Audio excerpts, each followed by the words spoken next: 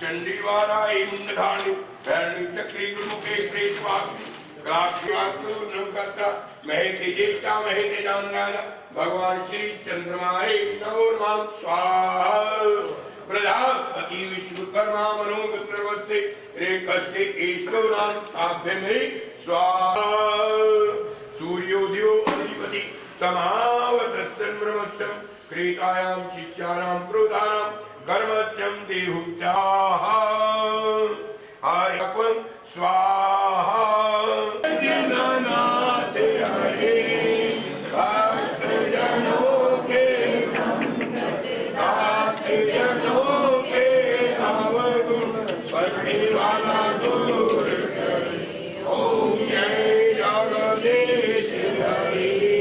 अरे बैठो, बढ़िया बैठो। विधायक जी का बहुत बहुत धन्यवाद। ये नया परिसर इन्होंने बनाया है तो आने वाले नहीं चलो ये तो कई दशकों तक ये बिल्डिंग रहेगी। और विधायक जी की बड़ी क्रांतिकारी सोच थी कि विभाग के जितने भी अलाइड विंग्स हैं उनको किसी तरह से एक छत के नीचे लाया जाए। 2015 में इन्होंने एक विज़न देखा था और आज वो चरितार्थ हो गया।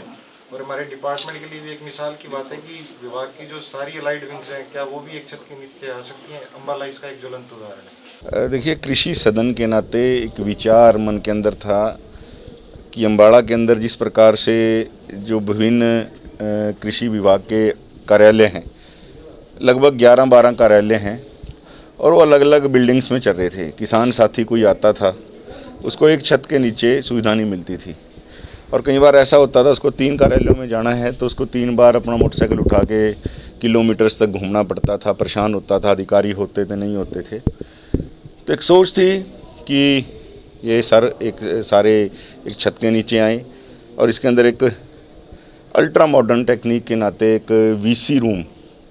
हम प्रोग्रेसिव किसानों की बात करते हैं, प्रगतिशील किसान हैं और उनके नाते ही देश को आगे बढ़ाया जा सकता है। कृषि के अंदर बहुत सी क्रांतियाँ होनी बाकी हैं, लेकिन उनके इनोवेशन को लेके, नई नई टेक्निक्स को लेके उनको अगर आप बाहर नहीं ले जा सकते तो कम से कम एक वीसी रूम ऐसा हो, वो यहाँ से बैठ के डायलॉग कर सकें।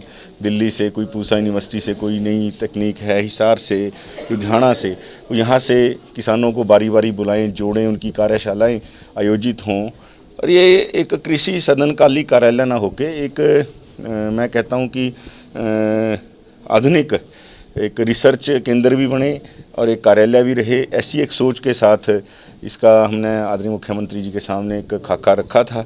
2016 के अंदर उन्होंने इस बात की स्वीकृति दी और आज मुझे खुशी है कि वो बनकर तैयार हुआ है। ये अपने आप में मुझे लगता है पूरे हरियाणा में नहीं, पूरे भारत के अंदर ऐसा अपने आप में एक अनूठा उदाहरण है कि जहाँ पर इस तकनीक के साथ ये कार्यालय बना है। ऐसे ही शिक्षा सदन के नाते हमने पहले इस प्रयोग को करके देखा है और चूँकि इसका उद्घाटन करने स्वयं माननीय मुख्यमंत्री जी ने आना है, कोरोना गाइडलाइन को लेके और कुछ 2 कार्यालय बिल्कुल खस्ता हालत में, जो अभी 3-4 दिन की काफ़ी बरसात पड़ी, उसके अंदर ये लग रहा था कि किसी न किसी तरह से इनके अंदर काम करने वाले अधिकारियों को या कर्मचारियों को कुछ हो ना जाए, कोई अप्रिय घटना ना घट जाए। तो इसलिए 2 कार्यालय अभी तुरंत प्रभाव से यहाँ जो हैं शिफ्ट किए हैं। इसलिए आज हवन पूजन करके कोरोना गाइडलाइन का ख्याल रखते हुए इसका विधिवत जो है आज इन 2 कार्यालयों का शुभारंभ हुआ है और आने वाले समय में इस पूरे कृषि सदन का जो है आने वाले समय के अंदर इसका हम विधिवत उद्घाटन करेंगे। सर, नया कार्यालय मिल गया है, किसानों को कितना फ़ायदा होगा? देखिए, ये इस बात का ज्वलंत उदाहरण है कि राजनीतिक नेतृत्व किस तरह से समाज को आगे ले जा सकता है। अम्बाला शहर के विधायक महोदय ने 2016 में एक विज़न देखा था कि कृषि विभाग के सभी अलाइड जितनी भी शाखाएं हैं, जिसमें सोइल कंजर्वेशन है, इंजीनियरिंग विंग है और हाइड्रोलॉजिस्ट हैं, उनको एक ही छत के नीचे लाया जाए ताकि किसानों को अपने काम कराने के लिए जगह जगह भटकना ना पड़े। तो 2016 में देखा हुआ वो एक विज़न आज फलीभूत हो गया है, जिसका प्रत्यक्ष प्रमाण आपके सामने है और इसके लिए विभाग इनका आभारी रहेगा और उम्मीद करते हैं कि इनका मार्गदर्शन मिलता रहेगा। और इस बात में मैं एक ये बात भी जोड़ना चाहूँगा, जैसे आपने अभी बरसात के कारण हुए नुकसान की बात कही, तो विधायक महोदय का, इनकी टीम का सक्रिय सहयोग हमें मिलता रहा है और आपको ये जानकर हैरानी होगी कि 72 घंटे की जो तय समय सीमा है उसके बाद कोई भी किसान यहाँ नहीं आया। कारण उसका यही रहा कि जो गाइडलाइन के अनुसार 72 घंटे में किसान ने सूचना देनी थी उसमें लगभग 1300 के करीब किसान थे जो अम्बाला वन हल्के से थे और उनसे विभाग ने सूचना प्राप्त की है। ये आभास हो गया था कि जनता उनको नकारेगी और पार्टी ने जो सर्वे कराए हैं उन सर्वों की रिपोर्ट के मुताबिक जो जनप्रिय नेता, विनेबिलिटी, पार्टी के कर्मठता, पार्टी के साथ रुकने वाला आदमी, विचारधारा को आगे बढ़ाने वाला आदमी, ऐसे सब लोगों को पार्टी ने जो टिकट देने की बात रखी थी उनके अंदर ये कहीं फिट नहीं हो रहे थे और इनकी लोगों के अंदर से लोगों के प्रति, इनके प्रति गुस्सा था, लोगों ने इनका अपना विश्वास जो है इनके प्रति खो दिया था।